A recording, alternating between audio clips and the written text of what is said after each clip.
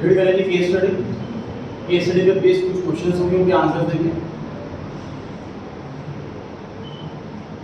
The green revolution in India began in the mid 1960s, making a transition from traditional agriculture in India to high yielding varieties of seeds।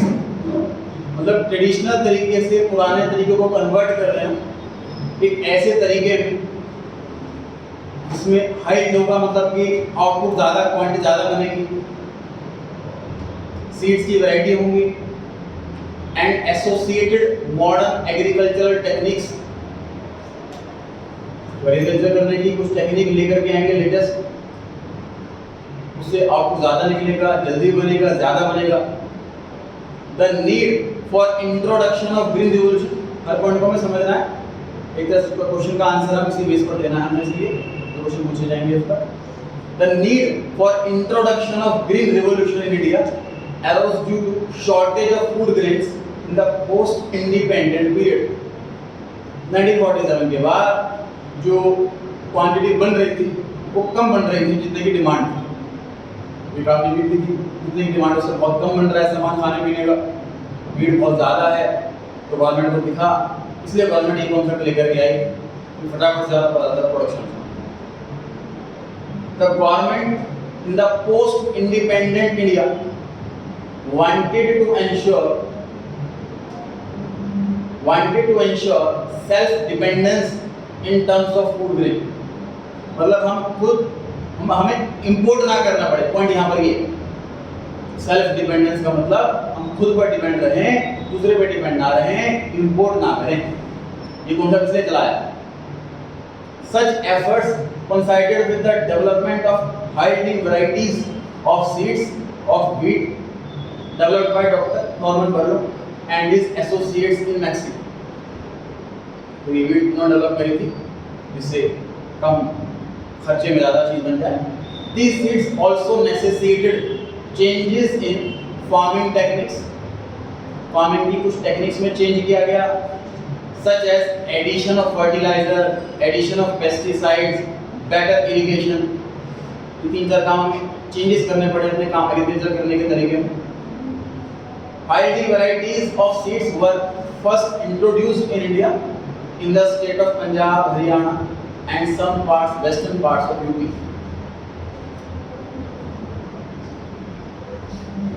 In the early period of the Green Revolution in India, the focus was to acclimatize the new system।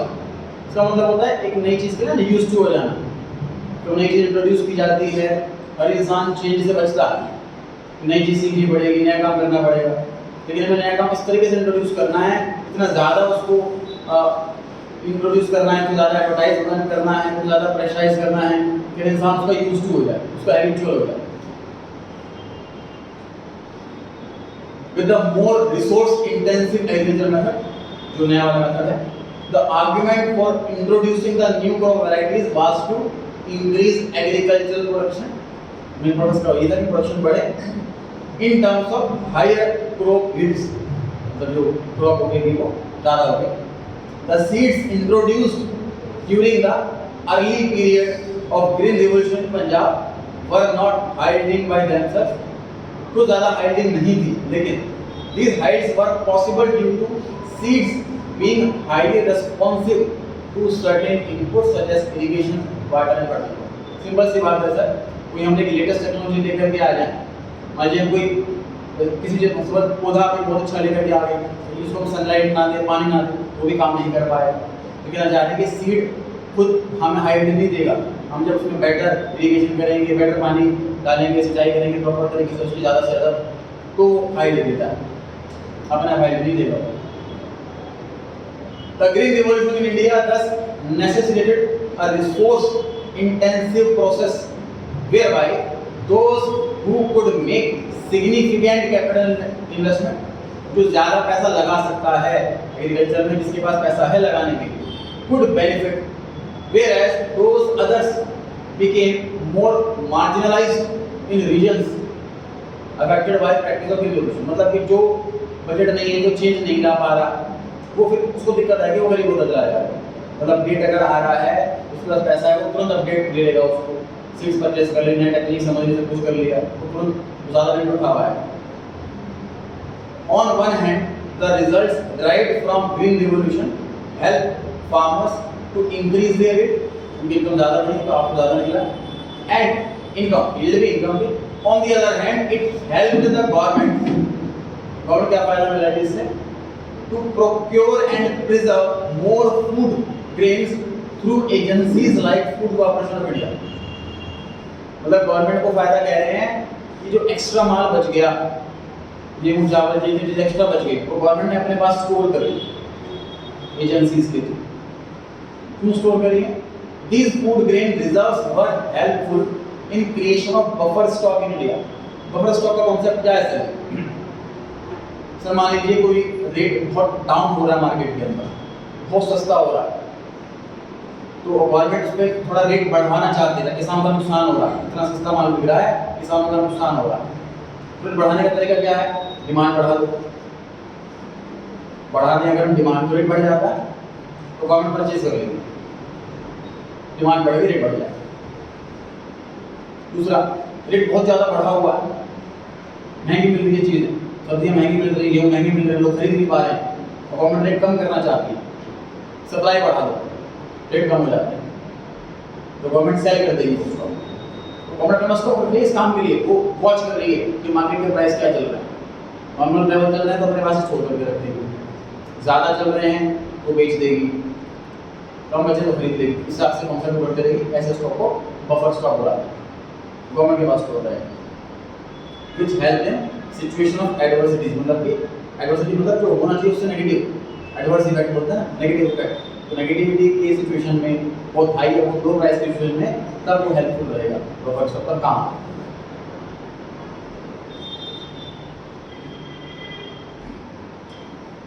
तो पुराने time में लाल बहादुर क्या करते थे, ration की दुकान में ration government से आ गया, उन लोगों को बोलते थे खत्म हो गया राशन, है नहीं गोदाम में, सबको वापस भेज देते थे। फिर वहाँ पे शॉर्टेज होती थी, वहाँ पे खाना नहीं मिल रहा, वो गेहूँ नहीं मिल रहा, चावल नहीं मिल रहे, तो वो ब्लैक में उसको डबल ट्रिपल रेट में बेचते थे। ठीक, अब वो तो मना कर रहे हैं, लोगों को नहीं बेच रहे, अपने पास स्टोर कर रहे हैं, वो तो अर्न प्रॉफिट के लिए स्टोर कर रहे हैं, गवर्नमेंट स्टोर कर रही है कि पब्लिक के फायदे के लिए स्टोर कर रही है। पहले क्वेश्चन है जी, why was green revolution implemented? Implement ही क्यों करा गया? तो वहाँ पे फूड ग्रेड की शॉर्टेज थी, हमें इंपोर्ट करना पड़ रहा था, इसलिए इंप्लीमेंट करा गया। How did it benefit the farmers? Farmers कैसे बेनिफिट मिला? हाई क्रॉप्स मिली, ज़्यादा आउटपुट बना, ज़्यादा इनकम बनी, ये बेनिफिट मिला। आंसर पढ़ लेते हैं इसका एक बार। Green Revolution was implemented in India to overcome the shortage of food grain. Food grain की अवेलेबिलिटी की दिक्कत को पूरा करने के लिए in the post independence period. Green Revolution has increased the production बढ़ी, प्रोडक्टिविटी बढ़ी, प्रोडक्शन मतलब ज़्यादा क्वांटिटी बन रही है, प्रोडक्टिविटी का मतलब उन्हीं कम से कम एफएम ज़्यादा क्वांटिटी बन रही है, प्रोडक्टिविटी मतलब ये होगा। प्रोडक्शन समझ पा रहे हैं? जैसे आप 3 घंटे के लिए 4 घंटे पढ़ाई कर रहे हो तो प्रोडक्शन बढ़ी, पहले 3 घंटे में 10 पेज करते, 3 घंटे में 12 पेज करते, तो प्रोडक्टिविटी बढ़ी। समझ रहे हैं? प्रोडक्टिविटी और प्रोडक्शन दोनों बढ़ रही है in agriculture sector which was otherwise very low, तो पहले बहुत कम था। It helped in improving the income of farmers by creating marketable surplus, market में बेचने के लिए सरप्लस, अपने एक्स्ट्रा बचा हुआ इतना सामान बना पा रहे हैं। Increased employment, तो ज़्यादा चीज़ें बनेंगी, ज़्यादा सामान बनेगा, ज़्यादा बिकेगा, ज़्यादा खर्च करेंगे, तो हर जगह नीड होगी पर्सन की, एम्प्लॉयमेंट अपॉर्चुनिटी बनेगी,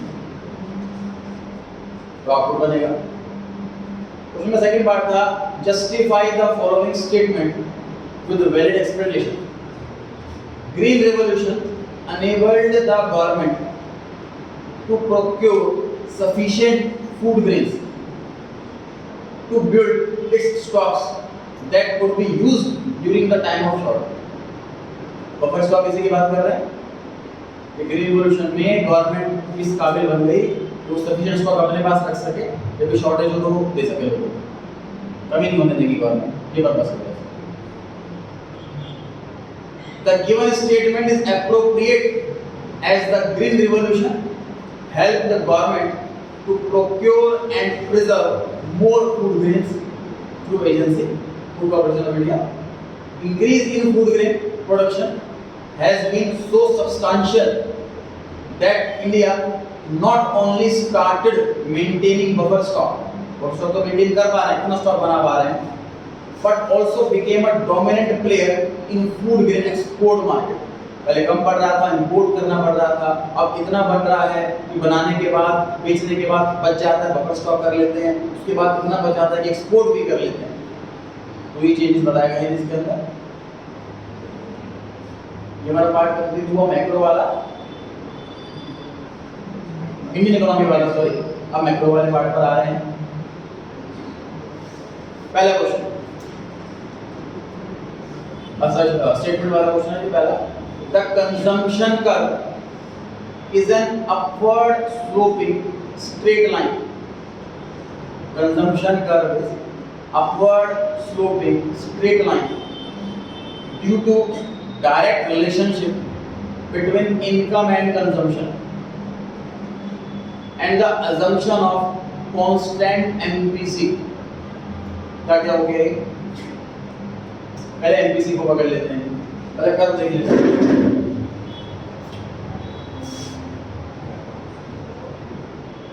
Autonomous consumption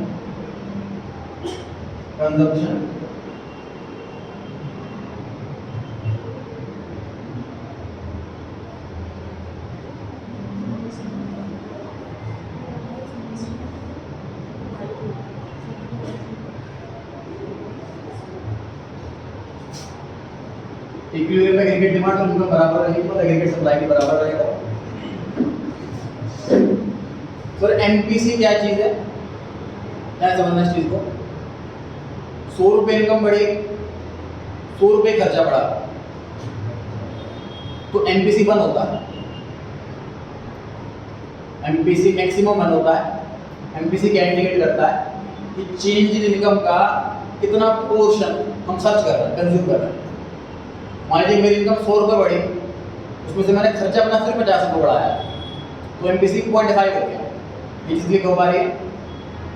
एमपीसी का मतलब change in consumption in proportion to change in income. अब क्वेश्चन में क्या था कि कांस्टेंट है एमपीसी। फॉर एग्जांपल 50 है, 50 पैसे, तो वो कांस्टेंट है। 100 रुपये इनकम बढ़ेगी, 50 रुपये खर्चा बढ़ाएंगे। 500 इनकम बढ़ेगी, 250 खर्चा बढ़ाएंगे। इनकम के प्रोपोर्शन में हो गया, पैरेलल हो गया कि नहीं हो गया? तो consumption curve is upward sloping, upward जा रहा है, डाउनवर्ड तो नहीं जा रहा। डाउनवर्ड में ऐसे बनता लाइन ऊपर से नीचे जाता होगा, नीचे से ऊपर जा रहा तो अपवर्ड है, स्ट्रेट लाइन है, क्योंकि डायरेक्ट रिलेशनशिप होता है इनकम और कंजम्पशन में। इनकम बढ़ेगी, खर्चा बढ़ेगा, इनकम घटेगी, खर्चा घटेगा, डायरेक्ट रिलेशनशिप होता है। और एमपीसी कांस्टेंट अगर हो तो ट्रू हो गई ये बात, ट्रू हो गया। Second, aggregate demand curve and consumption curve ये बना रखा है मैंने, are parallel to each other. Parallel क्या होता है सर? क्योंकि एग्रीगेट डिमांड का फॉर्मूला होता है consumption plus investment.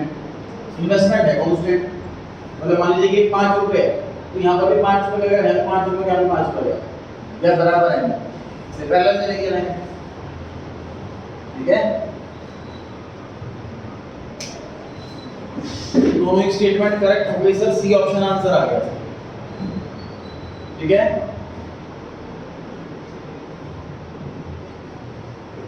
Second question पर आ गए।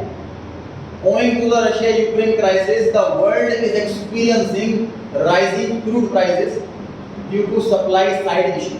सप्लाई के साइड, डिमांड की साइड में नहीं है, सप्लाई वाली साइड से इशू है। इन कंट्रीज से हम इंपोर्ट करते थे, तो अब इंपोर्ट महंगा हो रहा है क्योंकि शॉर्टेज हो रही है सामान की, क्राइसिस की वजह से वो सप्लाई नहीं कर पा रहे हैं, कम सप्लाई कर पा रहे हैं। जब चीज़ सप्लाई कम हो जाती है तो अपने आप चीज़ महंगी हो जाती है। जब सामान नहीं मिलता लोगों को तो अपने आप लोग महंगा भी लेने को रेडी हो जाते हैं। आगे लिखा है, identify the most likely impact on the balance of payment. जितना फॉरेन से पैसा आया, जितना फॉरेन से पैसा गया, उसका जो अल्टीमेट डिफरेंस हुआ वो बैलेंस ऑफ पेमेंट हुआ।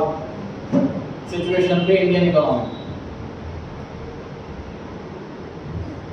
ऑप्शन नंबर सी और डी पढ़ रहे हैं। डॉलर का इनफ्लो बढ़ेगा कि डॉलर का आउटफ्लो बढ़ेगा? आउटफ्लो बढ़ेगा। सर हम इंपोर्ट कर रहे हैं क्रूड ऑयल बाहर से, तो आउटफ्लो हो रहा है डॉलर, और अब चीज महंगी मिल रही है तो ज्यादा आउटफ्लो होगा। ठीक बात है, इसलिए डी ऑप्शन आंसर हो गया, सी गलत हो गया। ए बी में क्या लिखा हुआ? सर ए में लिखा है कि प्रोडक्शन कार की बढ़ेगी, बी ऑप्शन में लिखा है प्रोडक्शन साइकिल की बढ़ेगी। तो अगर ऑयल महंगा होगा, कार में ऑयल डलता है तो कार कम बिकेगी, पेट्रोल महंगा होगा तो लोग कार लेने में इंटरेस्टेड कम हो जाएंगे, साइकिल की सेल बढ़ेगी। तो सर बी ऑप्शन भी करेक्ट लग रहा है, बी करेक्ट है, ए गलत है। अब बी ठीक करें कि डी ठीक करें? क्वेश्चन में बैलेंस ऑफ पेमेंट पे इंपैक्ट मांगा है, सिर्फ ऊपर जो स्टेटमेंट लिखी है what is the impact of the above statement ऐसा लिखा होगा तो बी और डी दोनों सही, लेकिन impact on balance of payment ऐसा लिखा हुआ इसलिए डी। बैलेंस ऑफ पेमेंट में थोड़े ना कार की प्रोडक्शन लिखी है और हम फॉरेन से इन्वेंटरी हो रहा है वो लिखी, ठीक बात है, इसलिए डी ऑप्शन। क्वेश्चन नंबर 3, कौन सा ऐसा इंस्टीट्यूट है इसका काम है पैसा लेना, आगे पैसा लोन देने के? कॉमर्शियल बैंक, जो नॉर्मल बैंक होते हैं, आरबीआई के अलावा बैंक हो गए, प्राइवेट गवर्नमेंट दोनों बैंक आ गए इसके अंदर, जैसे आईसीआईसीआई बैंक, एसबीआई, तो काम है एक्सेप्ट करते हैं डिपॉजिट, सेविंग, करंट, एफडी के फॉर्म में, और लैंडिंग, लैंड करना मतलब पैसा लगाना, देना, कर्जा पे देना, लोन पर देना, उस पर्पस के। फोर्थ क्वेश्चन पर आ गए, export of financial services by India will be recorded on the credit side of current account। Sir current account में क्या क्या आता है? इंपोर्ट एक्सपोर्ट आता है, इंपोर्ट और एक्सपोर्ट ये करंट अकाउंट में आएगा। करंट अकाउंट में दो साइड है, डेबिट साइड और क्रेडिट साइड। पैसा अगर आ रहा है क्रेडिट साइड इनफ्लो, और पैसा जा रहा है तो डेबिट साइड आउट। तो अब मुझे बताइए ऑप्शन से स्टेटमेंट 1 है, एक्सपोर्ट कर रहे हैं हम, सर्विस बाहर दे रहे हैं, तो पैसा आएगा कि जाएगा? आएगा, पैसा इनफ्लो है। इसमें लिखा हुआ है क्रेडिट साइड, मेथड सही लिखा हुआ है, सही लिखा हुआ है। Second, foreign direct investment. Sir income expense current account में आते हैं, एसेट लायबिलिटी कैपिटल अकाउंट में आती है, एसेट लायबिलिटी कैपिटल अकाउंट में आती है। इसमें भी कॉन्सेप्ट कैपिटल अकाउंट में कोई पैसा आ रहा है तो क्रेडिट, जा रहा है तो debit. Foreign direct investment in India, FDI, मुझे बताइए इसमें इंडिया वाले इन्वेस्ट कर रहे हैं बाहर या बाहर वाले इन्वेस्ट कर रहे हैं इंडिया में? बाहर वाले इंडिया में इन्वेस्ट कर रहे हैं, एफडीआई इन इंडिया। तो बाहर वाला पैसा इन्वेस्ट करेगा इंडिया में, इंडिया में पैसा आएगा कि जाएगा? पैसा आएगा। क्रेडिट साइड में कैपिटल अकाउंट सही लिखा है, नॉट स्टेटमेंट ट्रू, इनफ्लो भी है और इन्वेस्टमेंट भी, इनकम एक्सपेंस नहीं। Net investment is a stock concept, capital is a flow concept. देखिए तो 1 फरवरी की सैलरी कितनी? ये क्वेश्चन गलत है। फरवरी की सैलरी कितनी? ये क्वेश्चन सही। क्या फर्क हुआ दोनों में? जो इनकम एक्सपेंस होते हैं वो पीरियोडिक कॉन्सेप्ट होते हैं, जब भी डिफाइन किए जाएंगे तो पीरियड की डिफाइन किए जाएंगे। जैसे आपसे पूछे भी आपके जुलाई के मार्क्स कितने हैं, तो गलत आंसर हो गया, क्वेश्चन हो गया, गलत क्वेश्चन हो गया। 10th क्लास के मार्क्स कितने, 11th क्लास के मार्क्स कितने, पीरियड, ईयर बोल रहे हैं, अब आंसर आ गया। समझ आ रही है बात? तो जो स्टॉक कॉन्सेप्ट है वो फिक्स्ड कॉन्सेप्ट है, एक पर्टिकुलर टाइम वाला कॉन्सेप्ट है। फ्लो कॉन्सेप्ट है एक पीरियड का कॉन्सेप्ट। तो फ्लो हो गया वो पीरियोडिक हो गया, तो स्टॉक हो गया वो point of time. Balance sheet के अंदर एसेट लायबिलिटी कैपिटल आती है, एक पर्टिकुलर डेट पे कितनी प्रॉपर्टी है जी आपके पास, ये पूछे था, क्वेश्चन सही। एक पर्टिकुलर डेट पे कितना कर्जा, लायबिलिटी, ये क्वेश्चन सही। एक पर्टिकुलर डेट पे कितनी कैपिटल है, ये क्वेश्चन सही। ये पर्टिकुलर डेट पर क्या पोजीशन है, this is a stock concept. तो कैपिटल एक स्टॉक कॉन्सेप्ट हुआ, इसमें लिखा है कैपिटल फ्लो कॉन्सेप्ट, गलत हो गया, फॉल्स हो गया। क्लियर हो रही है बात, समझ पा रहे हैं? स्टेटमेंट 1, नेट इन्वेस्टमेंट ये क्या बता देंगे?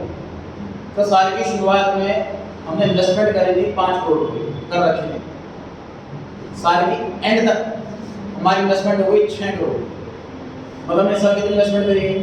1 करोड़। 1 करोड़ की फ्लो है कि स्टॉक है? फ्लो। ड्यूरिंग द ईयर की नेट इन्वेस्टमेंट एक पर्टिकुलर डेट की इन्वेस्टमेंट नहीं बताता, चेंज की इन्वेस्टमेंट बताता है। नेट इन्वेस्टमेंट बताता है कि इन्वेस्टमेंट में चेंज कितना होगा। तो ये फ्लो कॉन्सेप्ट हुआ, इसमें लिखा स्टॉक कॉन्सेप्ट, ये भी फॉल्स है, बोथ आर फॉल्स। इन्वेस्टमेंट है तो स्टॉक। हाँ,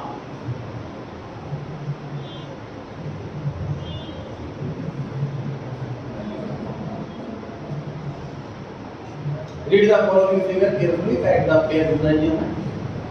नेशनल में लिखा हुआ है पहले वाले में, national dash generation phase blank भरना है। उसके बाद नेशनल एक्सपेंडिचर डैश फेज यहाँ में ब्लैंक फिल करना है। और तीसरे वाला national income distribution phase distribute करना है। तो क्या कॉन्सेप्ट बनेगा? पहले वाला कॉलम जो है यहाँ पर जनरेशन फेज, तो जनरेट क्या होगा? गुड्स जनरेट होंगे बिजनेस से, आउटपुट जनरेट होगा, तो आउटपुट आएगा पहले वाले ब्लैंक में, 1 वाला 1 नंबर जहाँ लिखा होगा। तो ऑप्शन ए या ऑप्शन सी, दो में से कुछ सही निकलेगा। एक्सपेंडिचर का मतलब खर्चा करना, इसका सिनोनिम हुआ डिस्पोजिशन, डिस्पोज करना, पैसा खर्च करना, तो डिस्पोजिशन हुआ एक्सपेंडिचर वाला फेज, उसके सी ऑप्शन बैठेगा। क्लियर हो गई बात? क्लियर हो गई बात?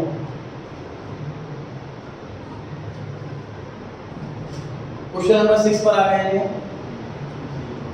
If in an economy value of investment multiplier is 4, short में क्या नंबर दे दे इसका?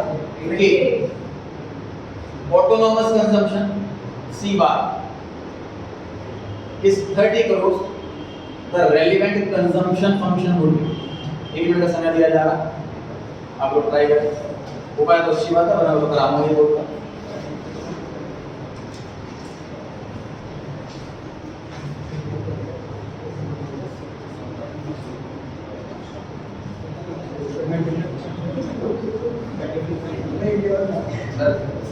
ऑप्शन दीजिए। तो ये सामने देखना देखो पास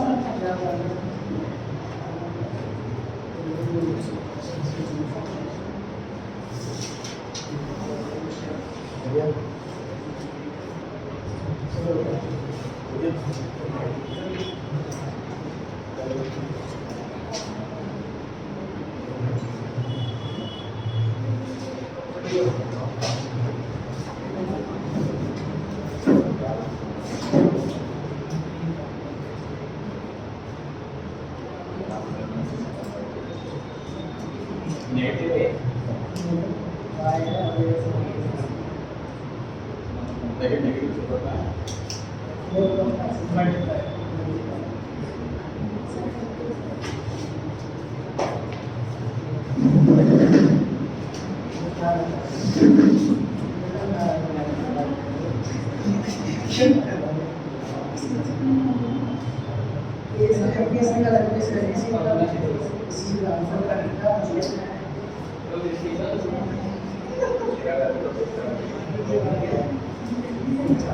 चेक कराएं जी।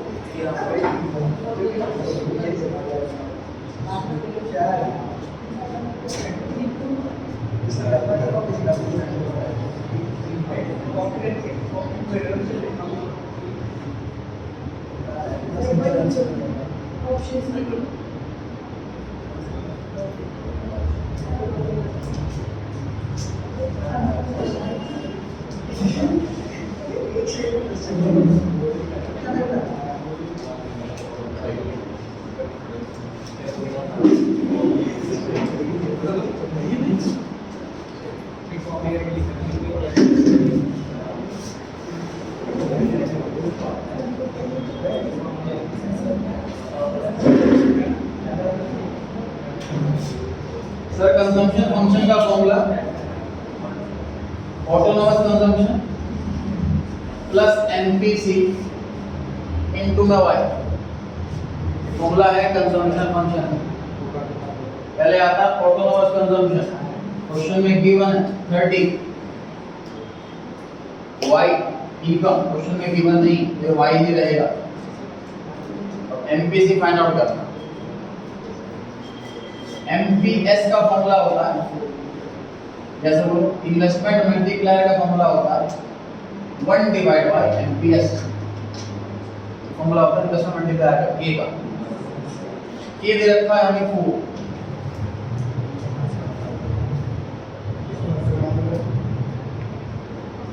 एमपीएस आ गया 0.25। एमपीएस क्या बता रहा है कि अगर मैं 1 रुपया कमाऊंगा तो उसमें से 25 पैसे सेव करूंगा, तो खर्च कितना करूंगा?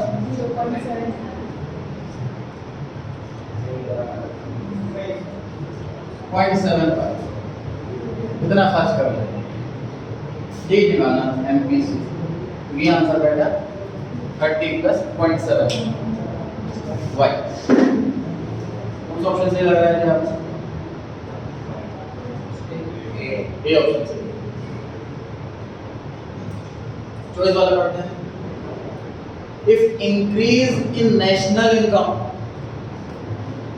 Is equal to increase in consumption, मतलब जितना हम कमा रहे हैं उतना ही खर्च कर रहे हैं। 100 रुपये एक्स्ट्रा कमाया, 100 रुपये एक्स्ट्रा खर्च कर रहे हैं। आइडेंटिफाई करो एमपीएस इन 4 ऑप्शन में से क्या होगा? 0 होगा। एमपीएस ये बताता है कि जो मेरा इनकम इंक्रीज हो रही है उसमें से मैं कितना पोर्शन सेव कर रहा हूँ। तो ये क्वेश्चन खुद बता रहा है कि जितना एक्स्ट्रा कमा रहे हैं एग्जैक्टली उतना ही एक्स्ट्रा खर्च कर रहे हैं, कुछ सेव ही नहीं कर रहे हैं, सेविंग 0 होगी। ठीक है, ये ऑप्शन आंसर आ गया equal to 0। Money supply in India, India में अवेलेबल जो करेंसी है, कैश, पॉइंट्स और नोट्स जो हैं, तो मनी सप्लाई जो है वो इंक्रीज हो सकती है इन 4 तरीकों में से कौन से तरीके से? ऑल्टरनेटिव्स जो आंसर दे रखे हैं उनमें 3 तो है सभी में, मतलब 4 में से कोई एक ही गलत है, 3 सही। मनी सप्लाई बढ़ कर सकती है, इन 4 में से 3 सही हैं, एक ऑप्शन गलत।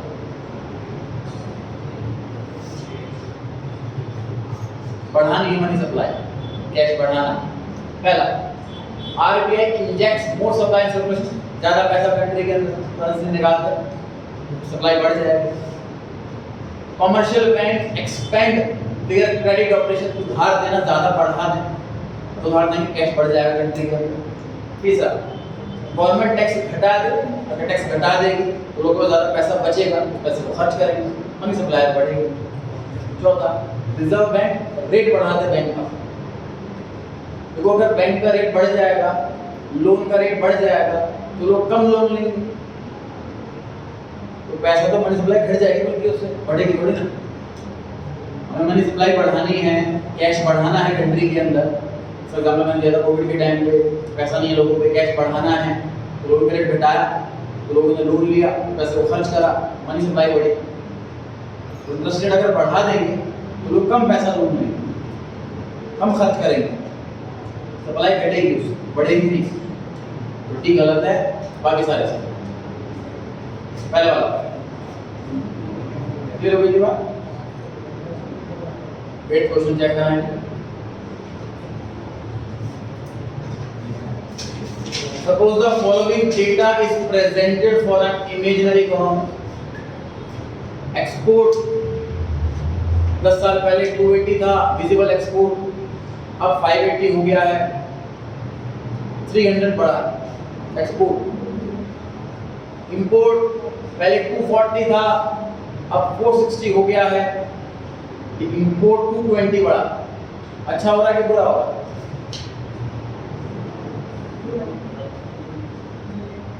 इस इकोनॉमी के लिए अच्छा है, पॉजिटिव है कि नेगेटिव है? अच्छा हो रहा है सर, एक्सपोर्ट बढ़ रहा है ज्यादा, इंपोर्ट कम बढ़ रहा है। फिर कंपनी स्ट्रॉन्ग एक्सपोर्ट करने से होगी, इंपोर्ट करने से होगी? एक्सपोर्ट करने से स्ट्रॉन्ग होगी ना, हम बाहर बेचेंगे सामान, हमारा कंट्री में बिक रहा है, बाहर भी बिक रहा है हमारा सामान, बाहर की कंट्री का करेंसी का पैसा हमारे पास आएगा। एक्सपोर्ट बढ़ रहा है तो अच्छा है, इंपोर्ट बढ़ रहा है ये नेगेटिव है। लेकिन पॉइंट क्या है कि एक्सपोर्ट ज्यादा बढ़ रहा है, इंपोर्ट कम बढ़ रहा है। समझ आ गई बात? तो कौन सा ऑप्शन सही लग रहा है जी आप? Improvement in balance of trade, सही है। इंप्रूवमेंट होगी बैलेंस ऑफ ट्रेड के अंदर, ऑप्शन नंबर 1 बिल्कुल सही बैठ रहा है।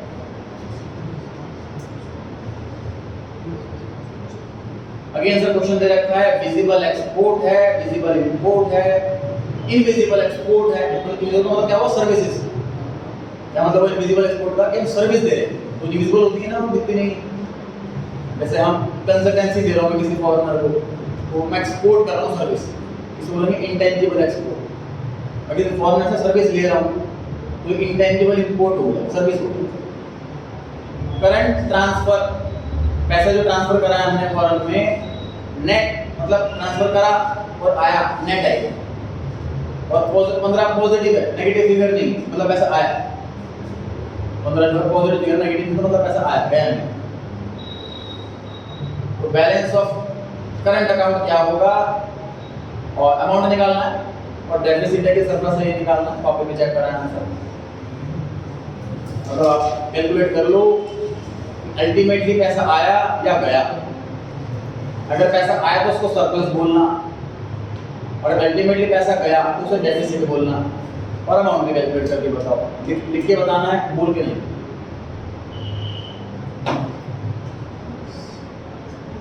आंसर लिख के बताना है, बोल कर नहीं। दो आंसर देने हैं आपको, एक तो सरप्लस में डेफिसिट में से कोई एक वर्ड लिखना है, और अमाउंट लिख करके दिखाना है।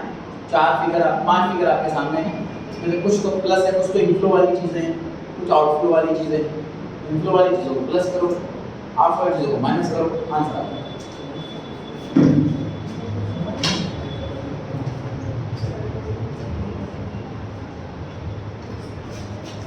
इनफ्लो वाली चीजों को प्लस करो, आउटफ्लो वाली चीजों को माइनस करो, आंसर आ जाएगा।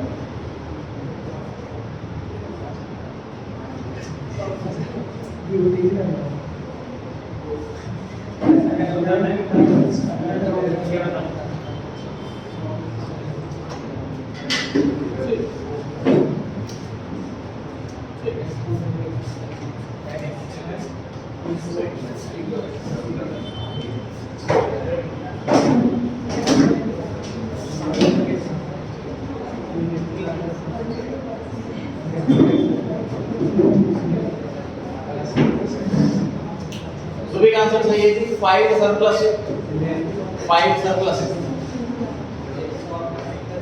इसमें इंपोर्ट जो है वो माइनस होना है, बस ऊपर की दो आइटम है। इंपोर्ट ये है तो 150 और एक 30, ये दो इंपोर्ट है, ये माइनस होने हैं, इंपोर्ट करेंगे तो पैसा जाएगा, बाकी तीनों आइटम प्लस होंगे। आंसर आएगा 5 और पॉजिटिव आएगा सर सरप्लस। कौन सा ऑप्शन सही हो गया? बी ऑप्शन, सेकंड ऑप्शन सही। नाइन्थ क्वेश्चन पर आ गए।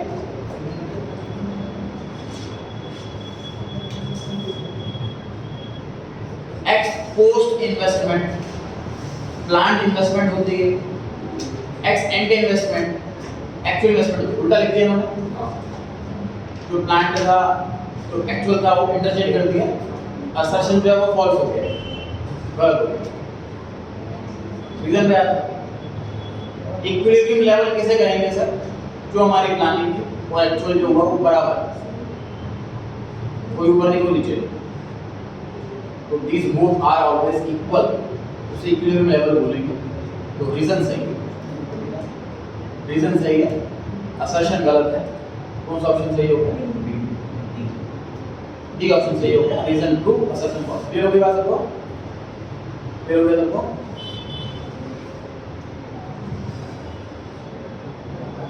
Tenth question, saving curve makes a negative intercept,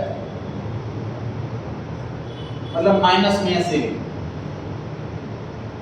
on vertical axis at zero level of income.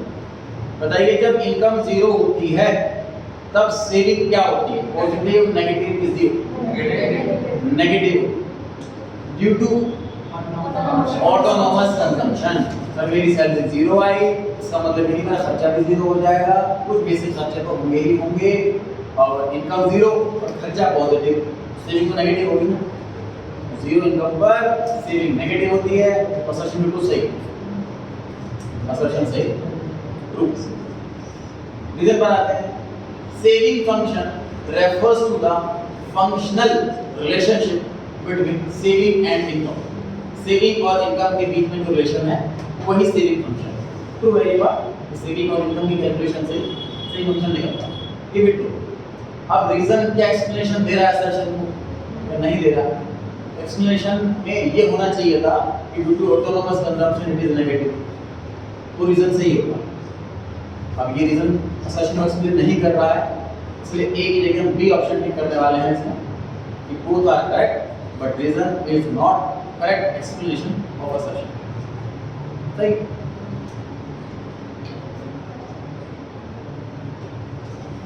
Eleventh पर आ गए हैं, इसका हो गया चेक करें।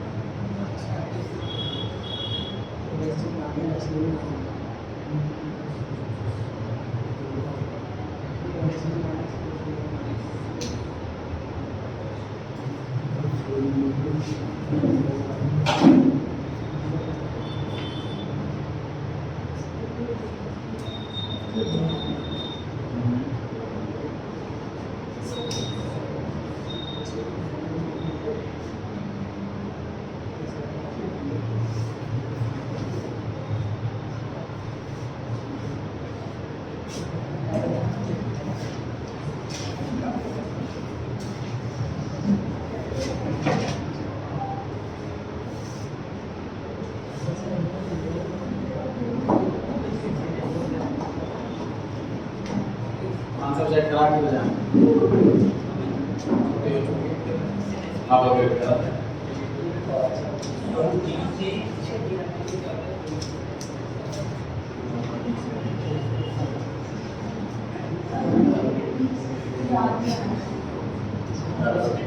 वो मांगो उसको मांगो।